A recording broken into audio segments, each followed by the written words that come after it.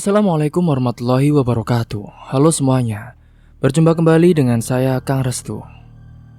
Apa kabar semuanya? Semoga kalian selalu sehat, baik, dan tentunya dimudahkan segala urusannya oleh Tuhan Yang Maha Esa. Amin amin ya rabbal alamin. Kali ini Kang Restu akan menceritakan sebuah kisah inspiratif, kisah misteri dan juga kisah horor. Melanjutkan cerita yang kemarin. Dan sebelum masuk ke ceritanya, bagi kalian yang belum subscribe, jangan lupa klik tombol subscribe-nya, klik lonceng notifikasinya, serta like video ini agar kalian tidak ketinggalan cerita-cerita menarik dari channel ini. Oke, terima kasih.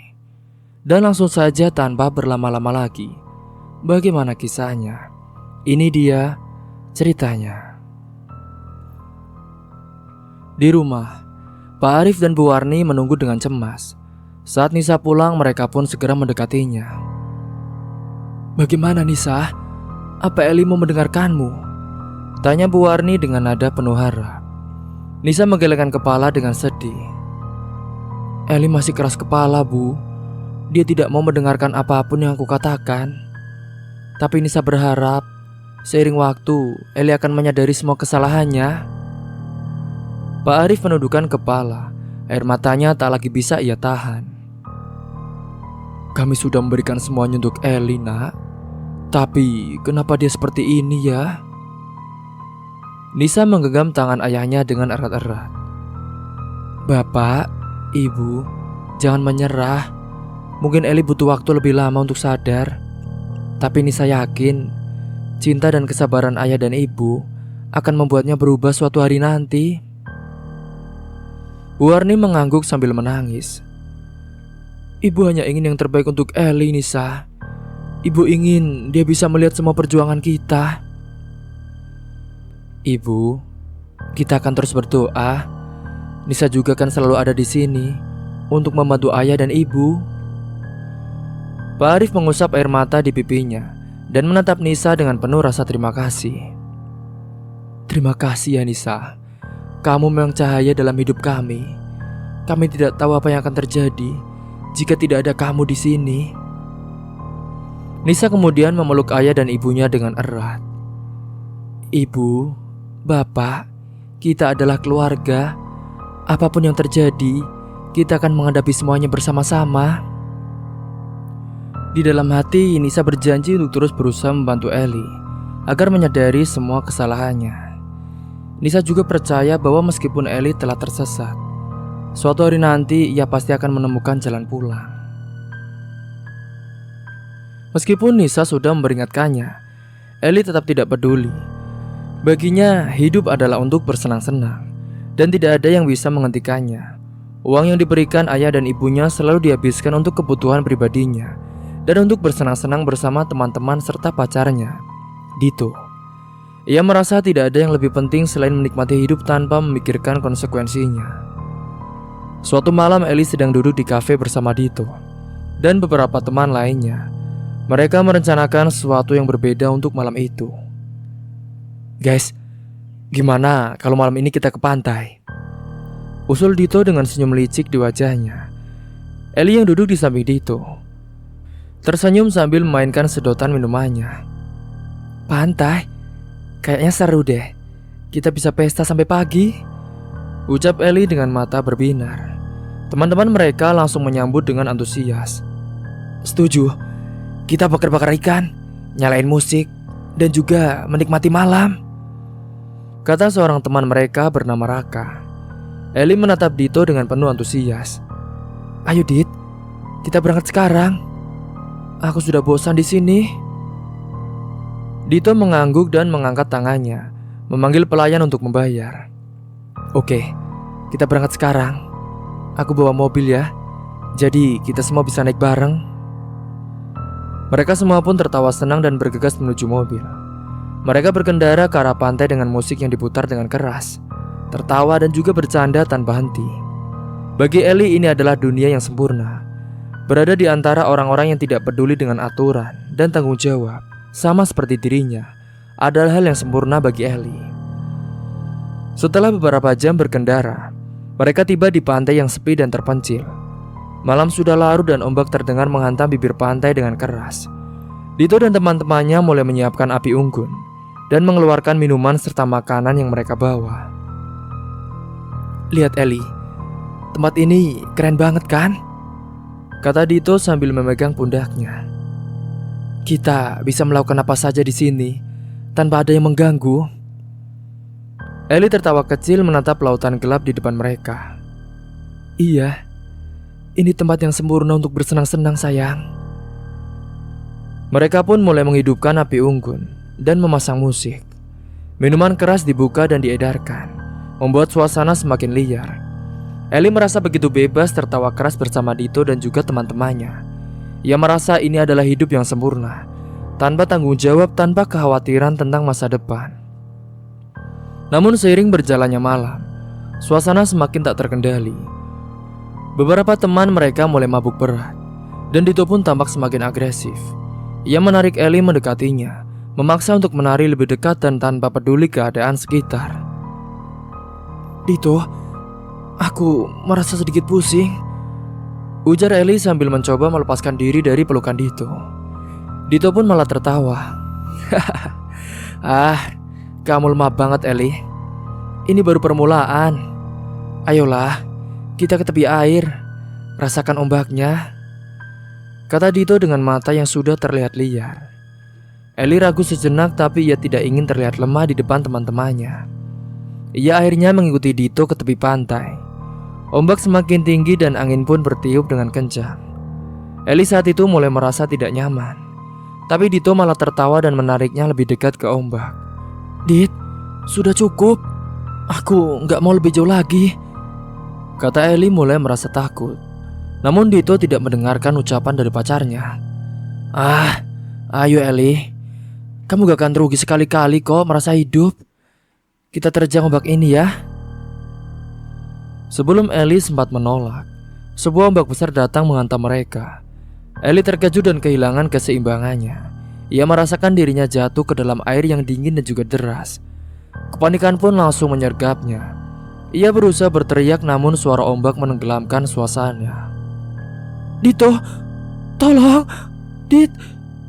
Eli mencoba meraih tangan Dito saat itu, tetapi pacarnya itu terlalu mabuk untuk menyadari apa yang sedang terjadi. Eli terbawa arus ombak yang semakin kuat. Tubuhnya terombang-ambing dalam kegelapan malam. Rasa takut yang selama ini tidak pernah ia rasakan tiba-tiba menyelimuti dirinya. Semua keceriaan yang dirasakannya beberapa menit yang lalu telah menghilang, digantikan dengan rasa cemas dan takut kehilangan nyawa. Teman-teman di pantai pun mulai menyadari ada yang salah dengan mereka. Bahkan salah satu dari mereka berteriak, Dito, Eli hilang, dia terbawa ombak." Dito yang masih setengah mabuk menoleh dengan tatapan kosong. "Apa? Eli?" Dia pun mencoba melihat ke arah ombak, tetapi sudah terlambat. Eli pun sudah terseret jauh oleh arus. Raka dan beberapa teman lainnya mulai panik, mencoba mencari Eli di sepanjang pantai itu. Mereka menyorotkan senter ke arah laut, tetapi hanya melihat ombak yang bergulung-gulung. "Eli, di mana kamu?" teriak Raka dengan suara penuh kepanikan. Sementara itu Eli berjuang keras di tengah ombak. Nafasnya semakin pendek, tubuhnya pun lemah karena dingin dan juga kelelahan. Dalam pikirannya Eli mulai teringat wajah ayah dan ibunya, juga Nisa kakaknya. Ia menyadari betapa selama ini ia telah mengabaikan keluarga yang selalu menyayanginya. Air mata pun mengalir bercampur dengan air laut yang dingin. "Bapak, Ibu, Kak Nisa, maafkan aku," lirihnya di dalam hati. Ketika Eli merasa tidak lagi mampu bertahan, sebuah tangan tiba-tiba meraih tubuhnya. Seorang nelayan yang kebetulan sedang berada di dekat situ melihat kejadian tersebut dan segera menyelamatkan Eli. Ia menarik Eli keluar dari ombak dan membawanya ke daratan. Eli terbatuk-batuk, air mata pun mengalir deras di pipinya. Ia menatap nelayan itu dengan pandangan yang lemah. Terima kasih banyak," ucap Eli dengan suara parau. Nelayan itu hanya mengangguk. "Anak muda, kamu harus berhati-hati. Pantai ini berbahaya, terutama saat malam hari. Memangnya apa yang kamu pikirkan datang ke sini?" Ellie hanya bisa terdiam. Tidak ada kata-kata yang mampu menjelaskan kebodohan yang telah ia lakukan. Ia merasakan tubuhnya bergetar, tidak hanya karena dinginnya angin malam, tapi juga karena ketakutan dan penyesalan yang begitu mendalam. Setelah kejadian itu, Dito dan teman-temannya pun membawa Ellie kembali ke kos. Mereka semua terdiam, tidak ada tawa atau canda seperti sebelumnya. Kejadian di pantai telah menggujang mereka, terutama Ellie. Saat Ellie kembali ke kamar kosnya, ia pun duduk di lantai, memandang kosong ke depan. Air mata kembali mengalir di pipinya. Ia teringat kata-kata dari Kak Nisa, teringat wajah ayah dan ibunya yang semakin tua namun tetap bekerja keras demi dirinya. Kenapa? Kenapa aku begitu bodoh? Bisiknya sambil menutupi wajahnya dengan kedua tangannya. Ellie merasa seperti telah menyia-nyiakan segalanya. Ia merasa tidak layak menjadi anak dari orang tua yang begitu mencintainya. Rasa penyesalan yang selama ini ia abaikan kini menghantam dirinya dengan keras, seperti ombak yang hampir merenggut nyawanya. Di dalam hatinya, Ellie pun bertekad untuk berubah. Ia sadar bahwa selama ini ia telah memilih jalan yang salah, dan ia tidak ingin mengecewakan keluarganya lagi. Tidak ada lagi pesta liar, tidak ada lagi kehidupan tanpa tujuan. Ia harus kembali, memohon maaf kepada ayah, ibu, dan Nisa, serta berusaha memperbaiki semua kesalahannya. Malam itu pun di kamar kos yang sepi, Ellie menangis sendirian. Namun di balik tangisannya itu, tersimpan sebuah tekad untuk berubah dan menjadi pribadi yang lebih baik. Setelah kejadian di pantai, Ellie memutuskan untuk kembali ke rumah. Rasa bersalah dan penyesalan yang selama ini mengganggu pikirannya membuatnya merasa harus segera menemui ayah, ibu, dan Nisa. Ia sadar bahwa selama ini ia telah mengabaikan orang-orang yang benar-benar peduli dan mencintainya. Pagi itu Ellie pun sampai di rumahnya. Ia berdiri di depan pintu dengan perasaan campur aduk, antara takut dan cemas. Namun ia tahu ini adalah langkah pertama yang harus ia ambil untuk memperbaiki segalanya. Dengan perlahan ia pun mengetuk pintu. Nisa yang sedang membantu di dapur segera berlari menuju pintu dan langsung membukanya. Matanya melebar saat melihat Ellie berdiri di sana. "Ellie, kamu pulang?" tanya Nisa dengan nada terkejut. Ellie hanya mengangguk, matanya terlihat memerah. "Kak Nisa, aku ingin bicara dengan ayah dan ibu, Kak. Aku ingin minta maaf," ucapnya dengan lirih. Nisa menatap Ellie dalam-dalam dan melihat kejujuran di mata adiknya. Ia pun lalu mengangguk dan mempersilahkan Ellie masuk. Di ruang tamu, Pak Arif dan Bu Warni sedang duduk langsung berdiri begitu melihat Ellie. "Ellie, kamu pulang, Nak?" tanya Bu Warni dengan nada penuh haru. Ia bergegas menghampiri Ellie dan memeluknya dengan erat. Ellie memejamkan matanya, merasakan kehangatan pelukan ibunya. Air mata yang selama ini ia tahan akhirnya mengalir. "Ibu, Bapak, maafkan aku ya Pak, Bu. Aku telah membuat kalian menderita selama ini. Aku begitu bodoh dan tidak tahu terima kasih." Pak Arif mendekati Ellie lalu menepuk bahunya dengan lembut. "Nak, kami selalu memaafkanmu. Yang penting kamu sadar dan juga ingin berubah." Bu Warni menangis masih memeluk Ellie. "Kami hanya ingin kamu bahagia, Ellie. Itu saja yang kami inginkan, Nak." Ellie lalu mengangguk, air mata pun terus mengalir di pipinya. "Aku berjanji, Bu. Aku akan berubah. Aku tidak akan mengecewakan kalian lagi." Nisa yang melihat itu hanya tersenyum sambil mengusap air matanya. "Ellie, kamu tahu, Bapak dan Ibu tidak pernah berhenti menyayangimu. Kita semua di sini ada untukmu." Ellie lalu menatap Nisa dengan penuh rasa terima kasih. "Terima kasih ya Kak Nisa. Kamu selalu peduli padaku, meskipun aku sering menyakiti kalian. Aku sangat menyesal, Kak."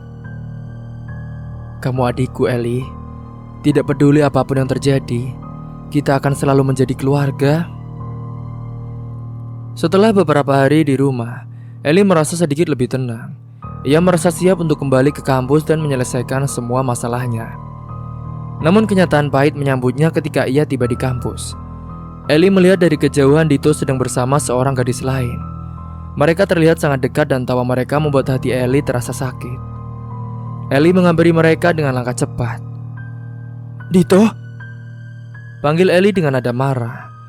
Dito menoleh terlihat terkejut namun kemudian tersenyum sinis. Ellie, kamu sudah kembali. Lama ya gak kelihatan." Ellie lalu menatap Dito dengan tatapan penuh kemarahan. "Apa maksudnya ini, Dito? Siapa dia?" tanyanya sambil menunjuk gadis di samping Dito. Dito pun hanya mengangkat bahu, seolah-olah tidak peduli sama sekali. "Ellie, kita sudah selesai.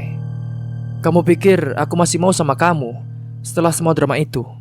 Maaf, tapi aku punya kehidupan sendiri ya." Gadis di samping Dito pun tertawa kecil seolah mengejek Ellie. "Ayolah Ellie, jangan buat ini jadi lebih dramatis dari yang seharusnya." Ellie merasakan dadanya sesak. Selama ini sudah memberikan segalanya untuk Dito, bahkan sampai hampir kehilangan nyawanya di pantai. Dan sekarang Dito malah mengkhianatinya tanpa rasa bersalah. Rasa kecewa dan marah pun menguasai dirinya. "Jadi, semua ini hanya permainan bagimu?" "Iya," ucap Ellie, suaranya bergetar menahan emosi. Dito pun tertawa dengan pelan. "Iya, dan sepertinya kamu kalah dalam permainan ini, Ellie." Ellie menatap Dito dengan tajam. Ia menahan diri untuk tidak bertindak bodoh saat itu. Namun di dalam hatinya sebuah rasa dendam mulai tumbuh. Ia tidak akan membiarkan Dito lolos begitu saja. Semua penderitaan yang dialaminya, semua kesulitan yang dihadapi keluarganya, Dito harus membayar semuanya. Ellie berbalik dan berjalan pergi tanpa mengatakan apa-apa lagi. Ia meninggalkan kampus dengan perasaan yang campur aduk. Di satu sisi ia telah berjanji pada keluarganya untuk berubah. Namun di sisi lain, rasa sakit dan penghinaan yang dirasakannya dari Dito tidak bisa ia terima begitu saja. Singkat cerita, malam hari itu pun Ellie duduk sendirian di kamarnya, menatap langit-langit sambil memikirkan semua yang telah terjadi. Ia merasa marah, kecewa dan terluka.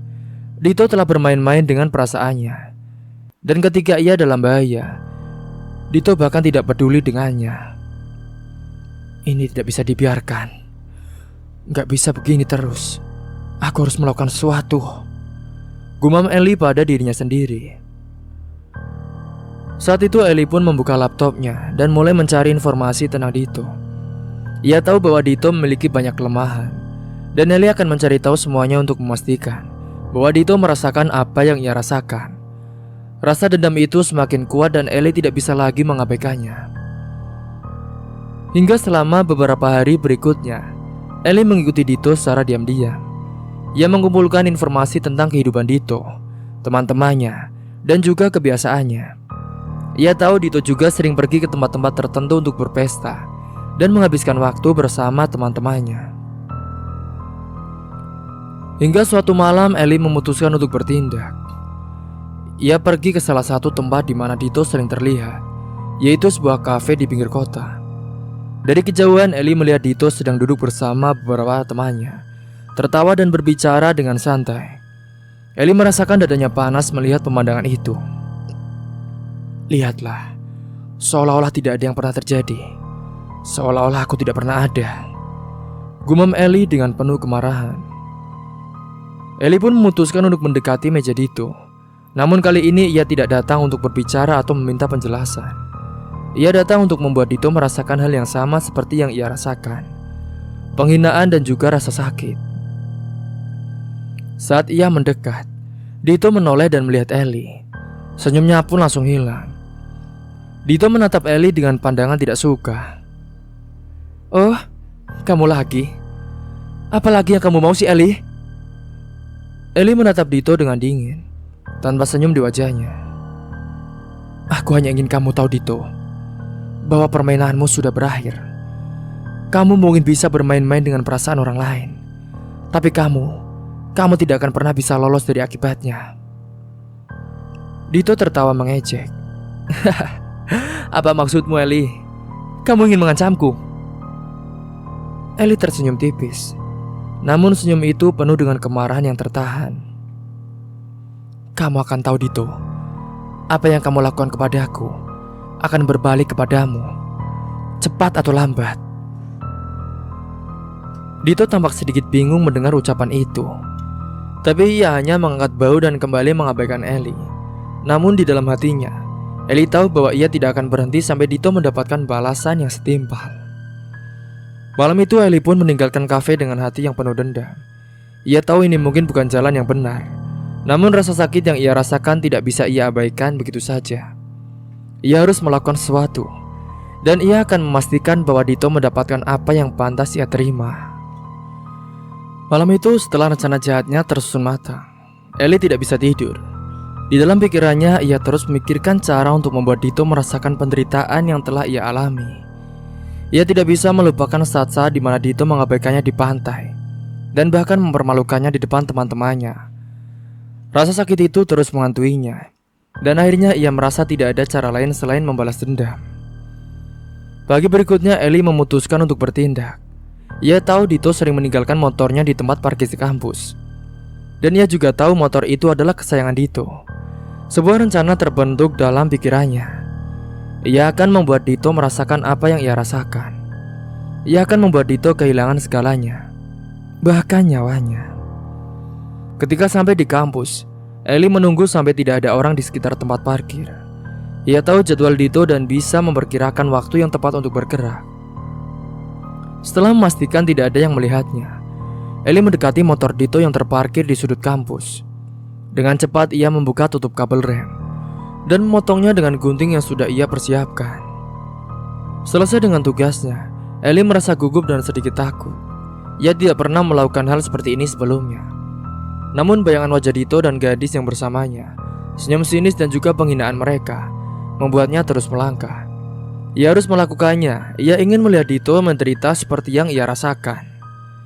Setelah memutus kabel rem, Ellie pun segera meninggalkan tempat itu dengan jantung yang berdebar dengan kencang. Ia merasa panik tapi juga merasakan kepuasan yang aneh di dalam hatinya. Ia menunggu dengan cemas bertanya-tanya apa yang akan terjadi selanjutnya. Hingga singkatnya pada siang hari itu, Dito pun datang ke kampus dengan sepeda motornya berboncengan dengan pacar barunya. Mereka tertawa dan bercanda sepanjang perjalanan. Bagi Dito, hidup adalah tentang menikmati setiap momen tanpa memikirkan konsekuensinya. Ia tidak pernah membayangkan bahwa ada orang yang ingin menyakitinya, apalagi orang seperti Ellie yang dulu begitu mencintainya. "Sayang, setelah ini kita mau kemana?" tanya gadis di belakang Dito sambil memeluk pinggangnya dengan erat. "Kita makan siang dulu. Habis itu mungkin kita ke tempat biasa. Kamu suka kan?" jawab Dito sambil menoleh sekilas. Dengan senyum masih menghiasi wajahnya. Mereka tiba di kampus dan memarkir motor di tempat biasa. Tanpa menyadari apapun, Dito dan pacarnya masuk ke kampus, menghabiskan waktu mereka ke kelas dengan penuh canda dan tawa. Mereka bahkan tidak menyadari bahwa ada seseorang yang mengawasi mereka dari kejauhan. Seseorang dengan hati yang penuh dengan rasa dendam. Ellie melihat mereka dari kejauhan.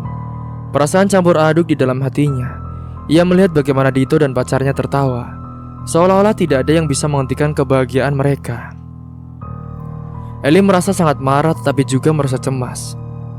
Apa yang terjadi jika rencananya benar-benar berhasil? Apakah ia siap menghadapi konsekuensinya? Singkatnya, setelah jam kuliah telah selesai, Dito dan pacarnya pun keluar dari kampus dan kembali ke tempat parkir. Mereka naik ke atas motor bersiap untuk pergi. Dito menghidupkan mesin motor dan melaju dengan cepat. Seperti biasanya, ia suka ngebut, suka merasakan angin yang menghantam wajahnya. Bagi Dito, kebebasan adalah segalanya. Namun saat mereka melaju di jalan yang berkelok, Dito merasakan ada yang aneh dengan motornya. Ketika ia mencoba mengerem, motor itu tidak merespon. Wajah Dito pun berubah panik saat itu. "Sayang, ada apa?" tanya pacarnya dengan cemas. Remnya gak berfungsi," teriak Dito sambil mencoba mengendalikan motor yang melaju semakin cepat. Pacarnya menjerit dan Dito berusaha sekuat tenaga untuk mengendalikan motor. Tapi semuanya sudah terlambat. Di depan mereka ada tikungan tajam dan Dito tidak bisa menghentikan laju motornya. Dalam hitungan detik saja, motor itu pun menabrak pembatas jalan, membuat mereka terlempar dengan keras. Berita tentang kecelakaan itu dengan cepat menyebar di kampus. Semua orang terkejut ketika mendengar bahwa Dito dan pacarnya meninggal di tempat. Ellie mendengar berita itu dari seorang teman, dan meskipun ia sudah merencanakannya, hatinya tetap bergetar mendengar kenyataan bahwa Dito benar-benar telah tiada. Di kamar kosnya pun Ellie duduk sendirian, merasa bingung dan bersalah. Ia memandang ke cermin melihat bayangannya sendiri yang tampak begitu lelah dan hampa. Perasaan puas yang sempat ia rasakan kini digantikan oleh perasaan bersalah yang begitu mendalam. Apa yang sudah aku lakukan? Pikirnya dengan berisik di otaknya.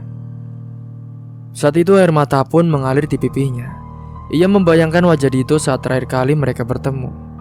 Senyum sinisnya dan bagaimana ia menganggap semuanya hanya permainan. Ellie merasa puas bahwa Dito akhirnya merasakan akibat dari perbuatannya. Tapi di saat yang sama ia merasa kehilangan bagian dari dirinya. Ia tahu bahwa apa yang telah ia lakukan adalah salah dan tidak ada cara untuk memperbaikinya. Saat itu pintu kamarnya pun diketuk. Nisa berdiri di ambang pintu menatap Ellie dengan tatapan yang cemas. Ellie, kamu baik-baik saja? Aku dengar kabar tentang Dito loh. Ellie menghapus air matanya dan mencoba tersenyum. Meskipun senyumnya tampak begitu melemah. Iya kak, aku juga dengar mereka kecelakaan. Nisa lalu masuk ke dalam kamar dan duduk di samping adiknya. Ellie, kakak tahu hubungan kalian tidak baik. Tapi aku harap kamu tidak menyimpan dendam, Ellie. Dendam hanya akan menghancurkan dirimu sendiri. Ellie menunduk tidak mampu menatap Nisa. Kata-kata Nisa menusuk hatinya. Ia tahu bahwa dendam itulah yang telah membawanya pada tindakan yang begitu buruk. Ia merasa bersalah tidak hanya pada Dito, tetapi juga pada keluarganya yang selalu menginginkan yang terbaik untuknya. Kak Nisa, aku melakukan sesuatu yang buruk, Kak. Ucap Ellie suaranya bergetar. Lalu Nisa menatap Ellie dengan penuh perhatian. Apa maksudmu, Ellie? Apa yang kamu lakukan? Sebenarnya aku yang membuat Dito kecelakaan, Kak. Aku memutus kabel rem motornya. Aku hanya ingin dia merasakan apa yang aku rasakan. Nisa terdiam. Wajahnya terlihat sangat terkejut. Ellie, kenapa kamu melakukan itu? Tanyanya dengan suara penuh kekecewaan. Ellie menangis menutupi wajahnya dengan kedua tangannya. Aku tidak tahu Kak Nisa. Aku hanya merasa marah dan sakit hati. Aku ingin dia merasakan penderitaan yang sama. Tapi sekarang aku telah sadar. Aku telah melakukan kesalahan besar, Kak. Nisa meraih tangan Ellie, menggenggamnya dengan erat. Ellie, kita semua membuat kesalahan. Tapi apa yang kamu lakukan sangat berbahaya. Tidak hanya bagi Dito, tapi juga bagi dirimu sendiri. Kamu harus bertanggung jawab atas perbuatanmu. Setelah percakapan itu, Ellie merasa dirinya semakin terpuruk. Hatinya berat dan pikiran tentang apa yang harus ia lakukan terus mengganggu. Satu hal yang pasti, ia tidak bisa menyembunyikan kenyataan ini dari keluarganya. Mereka berhak tahu tentang apa yang sudah ia perbuat. Pagi itu Nisa dan Ellie memutuskan untuk berbicara dengan Pak Arif dan Bu Warni. Hati Ellie terus berdegup dengan kencang. Bahkan langkahnya terasa berat saat berjalan menuju ruang tamu, tempat orang tuanya sudah menunggu. Nisa lalu menggenggam tangan adiknya mencoba memberikan kekuatan. Kamu tenang saja, semuanya akan baik-baik saja kok. Kita harus berani menghadapi ini bersama. Ucap Nisa dengan lembut, menatap adiknya dengan penuh kasih. Ellie saat itu hanya mengangguk dengan lemah, lalu menarik nafas dengan panjang. Ketika mereka sampai di ruang tamu, Pak Arif dan Bu Warni pun sudah duduk. Mereka tampak bingung dengan apa yang akan disampaikan. Ada apa, nak? Kenapa wajah kalian tampak serius sekali? Tanya Pak Arif dengan nada penuh kekhawatiran. Iya, ada masalah apa? Apa sesuatu terjadi di kampus kamu? Pak, Bu, sebenarnya kami ingin membicarakan sesuatu yang sangat penting tentang Ellie. Ellie menunduk, air mata pun mulai menggenang di matanya. Dengan suara gemetar, ia mulai bercerita kepada orang tuanya. "Pak, Ibu, aku telah melakukan sesuatu yang sangat buruk. Sesuatu yang mungkin tidak akan bisa dimaafkan." "Maksudmu apa, Eli? Apa yang telah kamu lakukan?" tanya Bu Warni dengan suara penuh kepedulian. "Sebenarnya aku yang telah membuat Dito kecelakaan. Aku melakukan dendam itu semua, Bu, karena dia telah menyelingkuhiku. Itu dendamku. Akhirnya mereka berdua pun meninggal karena kecelakaan itu." Mendengar pengakuan dari Eli, wajah Bu Warni seketika pucat. Ia menatap Eli dengan tatapan tak percaya, sementara air mata pun terus mengalir di pipinya. "Tidak, itu tidak mungkin, Eli. Kamu tidak mungkin melakukan itu," ucapnya dengan lirih. Suaranya pun bergetar. Pak Arif terdiam, wajahnya penuh dengan kekecewaan. "Tapi kenapa, Nak? Mengapa kamu melakukan hal seburuk itu? Kamu tahu apa yang telah kamu lakukan? Telah mengambil nyawa 2 orang." Eli hanya menangis, tidak mampu mengatakan apa-apa lagi. Melihat anak perempuannya menangis seperti itu, Bu Warni tidak mampu lagi menahan perasaannya. Saat itu Bu Warni pun langsung pingsan di kursinya. Pak Arif juga langsung menghampiri istrinya yang sudah pingsan. Wajahnya dipenuhi oleh rasa cemas. "Ibu, bangun, Bu, bangun." Ia mengguncang pelan tubuh istrinya, namun Bu Warni tetap tidak memberikan respon. "Eli, cepat panggil dokter," seru Kak Nisa dengan nada tegang. Eli yang masih terguncang dengan perasaannya sendiri segera berlari untuk mencari bantuan. Hatinya semakin hancur melihat ibunya pingsan karena perbuatannya. Ia tahu rasa bersalah ini tidak akan pernah hilang, terutama jika sesuatu yang buruk terjadi pada ibunya. Beberapa jam kemudian Bu Warni pun sudah terbaring di kamarnya, masih dalam keadaan yang sangat lemah. Dokter telah datang dan memberikan obat untuk menstabilkan kondisinya, namun beliau tetap belum sepenuhnya sadar. Pak Arif duduk di samping ranjang menggenggam tangan istrinya dengan penuh kasih sayang. Sementara Nisa dan Eli berdiri di dekat pintu, mengamatinya dengan cemas. Pak Arif lalu menoleh kepada Eli. Matanya merah karena menangis. "Eli, apa yang sudah kamu lakukan tidak hanya menghancurkan hidupmu sendiri, Nak, tapi juga menyakiti kami semua. Bapak tidak pernah menyangka bahwa kamu bisa melakukan hal sekejam ini." "Iya, Pak. Aku sangat menyesal. Aku tidak tahu bagaimana bisa menjadi seperti ini. Aku kehilangan kendali, dan sekarang aku harus menerima akibatnya." Pak Arif menggeleng berusaha menahan emosi yang berkecamuk di dalam dirinya. Hingga singkat cerita, beberapa hari kemudian Eli mendapatkan panggilan dari pihak berwajib. Mereka telah mendapatkan bukti dari CCTV di parkiran kampus yang menunjukkan Eli memotong kabel rem motor Dito. Hal ini membuat Eli harus berhadapan dengan hukum, dan ia pun dituntut atas perbuatannya. Di ruang tamu itu Eli duduk bersama Pak Arif dan Nisa. Suasananya sangat tegang dan Eli tahu bahwa ini adalah akhir dari semuanya. Ia harus mempertanggungjawabkan semua yang telah ia lakukan, dan tidak ada jalan untuk menghindarinya. "Kak, aku sudah mendapatkan surat panggilan. Aku akan menyerahkan diri, Kak," ucap Eli dengan suara cukup lemah. Saat itu Pak Arif pun mengangguk, matanya penuh dengan kepedihan. "Itu yang harus kamu lakukan, Nak. Kamu harus menghadapi akibat dari perbuatanmu. Bapak dan Ibu mungkin tidak akan bisa melindungimu lagi, tapi kami akan selalu mendoakanmu." Nisa menggenggam tangan Eli erat-erat. Air mata pun mengalir dari pipinya. Dan saat di kantor polisi, Eli duduk sendirian, menunggu proses hukum yang akan dijalaninya. Ia tahu bahwa hidupnya telah berubah selamanya, dan tidak ada cara untuk kembali ke masa lalu untuk memperbaiki segalanya. Namun ia juga tahu bahwa ini adalah satu-satunya cara untuk menebus kesalahannya, meskipun itu berarti kehilangan kebebasannya.